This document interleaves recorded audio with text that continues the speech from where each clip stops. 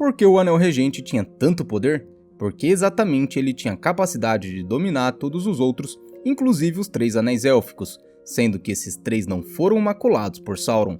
O Lorde Sombrio tinha conhecimento da existência dos 3 Anéis Élficos antes de fazer o Um Anel? Se ele não sabia da existência dos 3, por que ele forjou o Anel Regente, ciente de que o Um deveria ter um imenso poder para governar os 3 Anéis Élficos? Sauron fez 9 anéis para os homens, 7 para os anãos e 3 para os elfos? E se eu disser a você que não, você acreditaria? Então fique nesse vídeo para ter muitas dúvidas sobre o Um Anel respondidas. E se você acha que sabe tudo sobre o Anel Governante porque já viu alguns vídeos sobre ele, ou até mesmo porque já leu os livros, eu te garanto que você nunca o enxergou da forma que eu estou trazendo nesse vídeo.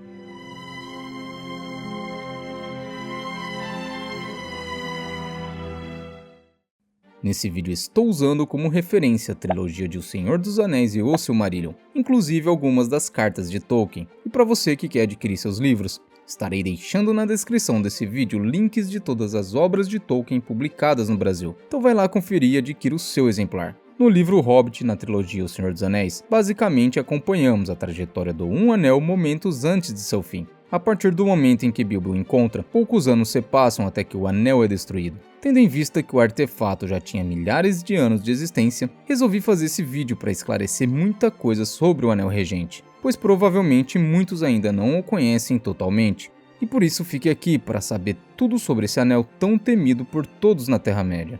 Antes de falar sobre o anel, vamos primeiro entender o porquê Sauron o criou. Após a derrota de Morgoth, Sauron ficou escondido durante um tempo, e quando retornou viu o poder crescente de Númenor e teve medo. Assim ele foi para Mordor e começou a construção de Barad-dûr. Para ficar mais fácil se tornar o senhor de toda a Terra-média, precisava primeiro dominar os Elfos e depois sobrepujar Númenor. Sauron, quando era um Maiar, era ajudante do Vala-Aule. Ele era muito poderoso na arte da forja e nos trabalhos manuais. Com isso, ele teve a brilhante ideia de forjar anéis para conseguir dominar os elfos, pois os homens eram fáceis de manipular. E por isso os anéis seriam o caminho mais curto para dominar a Terra-média, pois com eles, ele dominaria os elfos e depois o restante da Terra-média. Quero então que fique claro para você que a intenção de Sauron no começo era de dominar os elfos, ou seja, ele não tinha intenção nenhuma em criar 9 anéis para os homens e 7 para os anãos, e sim 19 anéis para os elfos. Mas vamos com calma que você vai entender tudo isso. Em uma forma bela e com o nome de Anatar, o Senhor das Dádivas, Sauron foi para Lindon, reino élfico governado pelo alto rei dos Noldor, Gil-galad, pois ele sabia que os elfos tinham maior poder, e por isso ele quis que os primogênitos fossem persuadidos a ficar a seu serviço. Gil-galad e Elrond não confiaram nele e assim o proibiram de andar naquelas terras. Sendo assim, Sauron parte para Eregion. Lá viviam os elfos ferreiros mais habilidosos que já existiram, pois eles ultrapassaram em engenho todos os que algum dia dominaram esse ofício, e o maior de todos eles era Celebrimbor. Ele só não foi tão grande quanto o próprio Fëanor, que era seu avô. Sauron disse a eles que precisava de ajuda para tornar a Terra-média tão bela quanto as terras de Valinor. Sendo assim, os elfos ficaram ávidos em aprender ainda mais de seus ofícios com Anatar e também esperançosos em deixar a Terra-média bela e assim aproveitar das mesmas coisas daqueles que haviam partido para Valinor. O Lorde Sombrio ficou 300 anos em Eregion, e os elfos aprenderam muitas coisas com ele, pois seu conhecimento era grande. E assim eles ultrapassaram tudo o que tinham criado antes, ou seja, se eles já eram os mais habilidosos antes, imaginem a capacidade que eles tinham agora. E isso veremos quando eles forjaram os Anéis de Poder. Primeiro vou levantar uma discussão sobre os 3 Anéis dos Elfos, pois acho muito importante esclarecer isso. Sendo assim, te faço uma pergunta. Sauron, antes de forjar o Um Anel, sabia da existência desses 3 Anéis Élficos? A resposta para essa pergunta não é tão simples quanto parece, e podemos responder ela da seguinte forma: sim, ele sabia, e não, ele não sabia. Mas calma que eu vou explicar isso e tudo fará sentido para você. Os elfos, junto com Sauron, planejaram fazer anéis de poder. Uma coisa que poucos entendem é que os anéis não foram feitos exatamente 9 para os homens, 7 para os anãos e 3 para os elfos. Muitos acham que os anéis de poder foram criados com essa intenção, mas não foi bem assim. Então vamos imaginar que primeiramente eles fizeram projetos para forjar esses anéis, igual um engenheiro projeta antes de construir. Pois assim está escrito no Silmarillion. Naqueles dias, os artífices de Eregion ultrapassaram tudo o que tinham criado antes, e planejaram e fizeram anéis de poder. Assim, eles levaram aproximadamente 75 anos para fazer 16 anéis, e esses eram os anéis menores. Celebrimbor, desconfiado de Anatar, sozinho forjou 3 anéis muito poderosos, conhecidos como Narya, Nenya e Vilya, respectivamente os anéis de fogo, água e ar.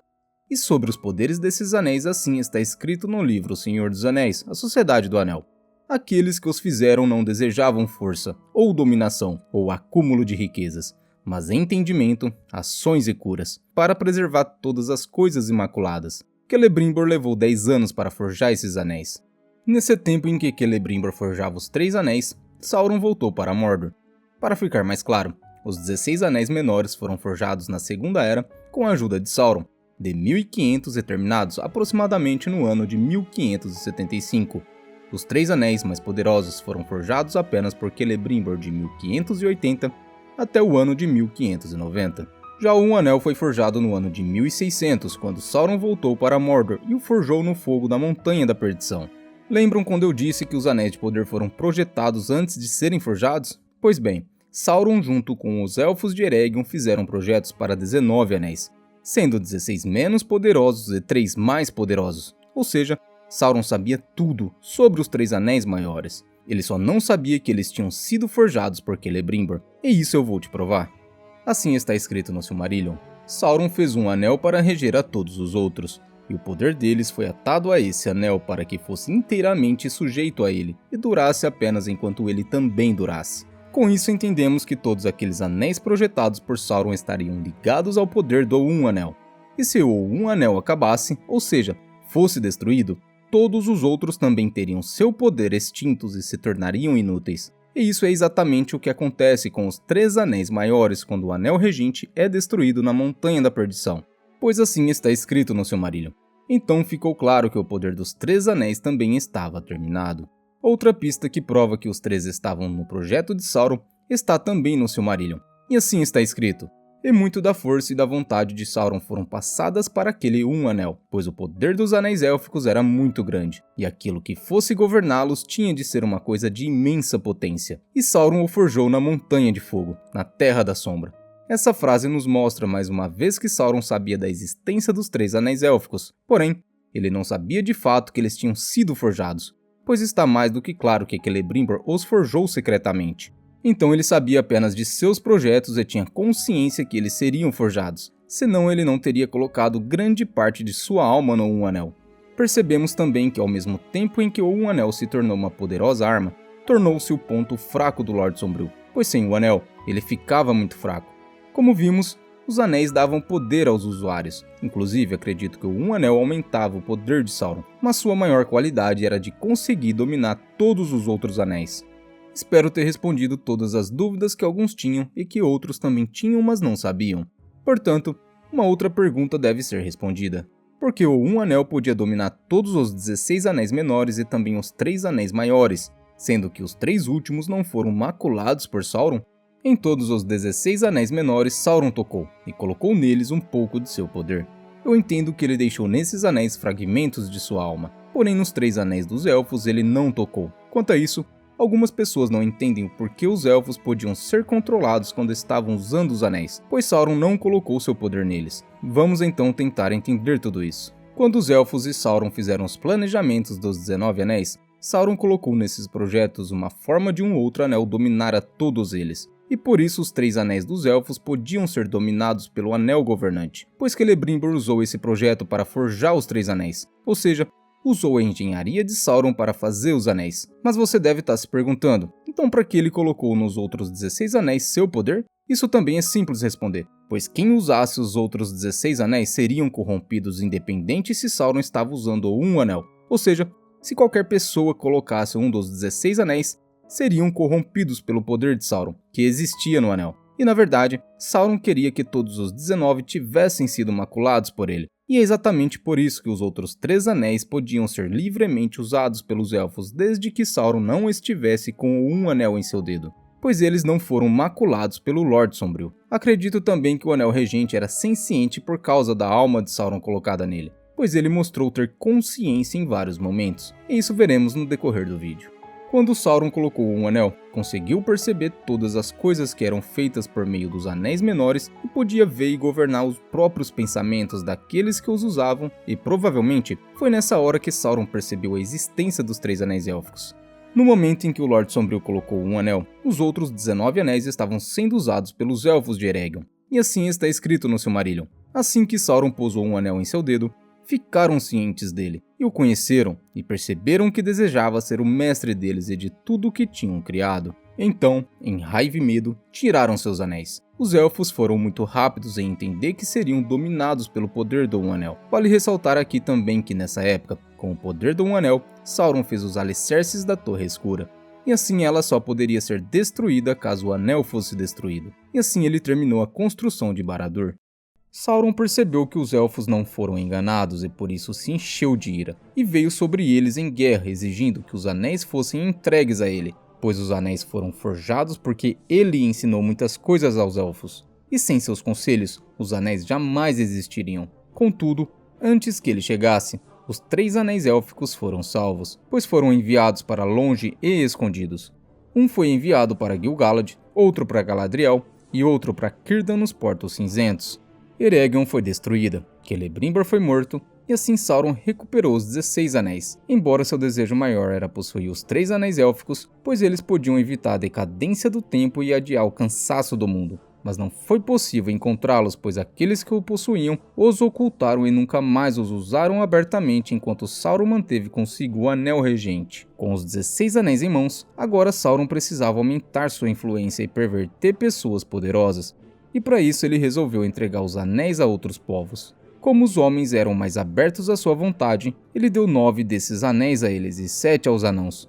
Entendeu agora que ele entregou 9 aos homens apenas porque eles eram mais suscetíveis ao seu poder, e não porque ele forjou exclusivamente a eles. Os homens foram facilmente dominados pelos 9 e vieram a se tornar os Nazgûl, mas os anãos eram muito resistentes e o poder de Sauron e do Um Anel pouco surtiu efeito neles, e isso tem explicação. Já falei sobre isso no vídeo que faço um ranking dos anãos mais poderosos da Terra-média, e vou deixar o link dele na descrição desse vídeo para você ir lá conferir. Porém aqui vou me aprofundar um pouco mais, já que nesse vídeo estamos falando do poder do Um Anel. Quando Valar Aule criou os anãos, ele os criou mais resistentes, e assim está escrito no Silmarillion. Já que deviam surgir nos dias do poder de Melkor, Aule criou os anãos para serem fortes e resistentes. Portanto, são duros como pedra, teimosos, de amizade e inimizade estreitas e sofrem trabalhos e fome e ferida de corpo com mais firmeza do que todos os outros povos que falam.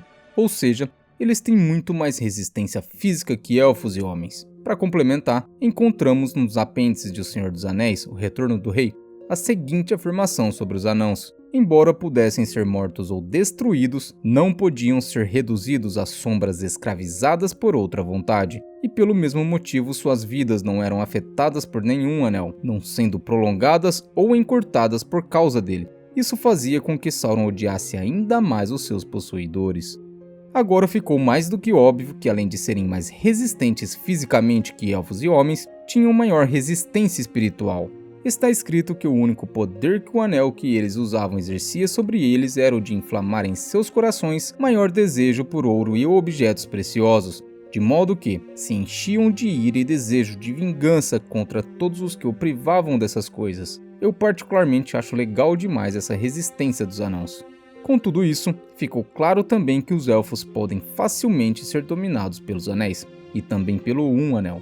Antes de continuar o vídeo, deixe um like, pois tenho certeza que com tanta informação boa contida nele, esse vídeo merece seu reconhecimento. Preciso também pedir a você que me assiste com frequência, que se inscreva no canal. Meus vídeos são frequentados regularmente por aproximadamente 50 mil pessoas. Ou seja, é como se o canal tivesse 50 mil inscritos. E de todos os que o assistem, inclusive aqueles que não frequentam o canal constantemente, menos de 5% são inscritos. Isso mesmo, mais de 95% das pessoas que assistem aos vídeos do canal não são inscritas. Se possível, se inscreva. Isso dá mais relevância ao canal e mostra o tamanho da comunidade apaixonada por tudo que Tolkien escreveu. Não tenho o costume de me estender ao pedir para que se inscrevam, mas quando vi os números fiquei surpreso. Muito bem, quando o anel foi arrancado do dedo de Sauron por Isildur, o Lorde Sombrio, que já não podia mais tomar uma forma bela desde a queda de Númenor, seu espírito saiu de seu corpo horrendo e se escondeu por milhares de anos. A partir desse momento, o Um Anel mostrou muitas características de seu poder. Isildur desejou o anel assim que o tirou do dedo de Sauron, e está escrito que apenas o fato de desejá-lo corrompe o coração dessa pessoa, e isso aconteceu com Sméagol no momento em que viu e desejou o anel. Também aconteceu com Boromir. Quando Isildur perdeu o anel regente no rio Anduin, isso aconteceu porque o próprio anel saiu de seu dedo, o que nos prova que ele tinha consciência, pois ele trai todos os seus portadores e muda de tamanho conforme o tamanho do dedo de quem o coloca. Inclusive o anel a todo momento tenta voltar a seu verdadeiro mestre. Podemos perceber também o imenso poder de Galadriel ao recusar o Um Anel quando Frodo oferece a ela. Mas para mim nada supera a resistência de Bilbo, Frodo e Sam. Esses sim foram os verdadeiros heróis de toda a história desse maligno anel regente. Assim Tolkien fala sobre Frodo em uma de suas cartas. Frodo mereceu toda a honra, porque gastou cada gota de sua força de vontade e corpo. E isso foi apenas o suficiente para trazê-lo ao ponto destinado, e não mais. Poucos outros, possivelmente nenhum outro de seu tempo, teriam ido tão longe. Inclusive o Frodo dos filmes é um pouco diferente do Frodo dos livros. Se você não leu O Senhor dos Anéis, leia-os. Eu garanto que você vai entrar num mundo incrivelmente fantástico e provavelmente vai devorar cada página como se não existisse um amanhã. Uma última pergunta que precisa ser respondida é por que o anel tinha que ser destruído apenas onde fora forjado. O anel foi forjado nos fogos da Montanha da Perdição.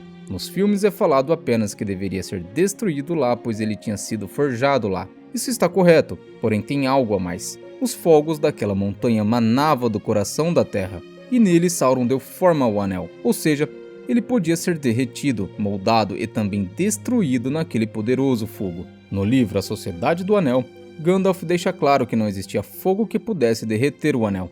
Nem mesmo o fogo do dragão Ancalagon o Negro, o mais poderoso e maior dessas malignas criaturas, tinha capacidade de destruir o anel. Com isso fica claro que apenas a temperatura dos fogos vindos do coração da terra podiam derretê-lo. Outra coisa que precisamos entender é que o fogo da montanha também destruiu o poder de Sauron contido no anel. O Lorde Sombrio foi completamente derrotado e restou apenas uma sombra de maldade, sem poder e sem qualquer capacidade de influência. O Anel Regente existiu por 4.860 anos. Ele foi forjado no ano 1600 da Segunda Era e destruído no ano 3019 da Terceira Era. Qualquer um que usasse o Um Anel tinha seus poderes aumentados. A invisibilidade era uma habilidade que o Anel dava a todos, porém, para poder usar 100% da eficácia de seu poder, o usuário tinha que ser tão ou mais poderoso que Sauron. Só assim poderia usar sua capacidade de dominar os outros anéis, porém, essa pessoa seria transformada num novo Lorde Sombrio, pois o anel estava maculado com o poder de Sauron. Para não ser corrompido pelo anel, acredito que apenas um ser muito mais poderoso que Sauron não seria afetado. Também uma alma completamente pura. Assim como aconteceu com Sam, não era poderoso, mas era de coração puro. Se ficou alguma dúvida, pergunte nos comentários. Esse é o vídeo de hoje, espero ter esclarecido muitas dúvidas sobre um anel. Vou ficando por aqui. Muito obrigado por sua audiência e até o próximo vídeo.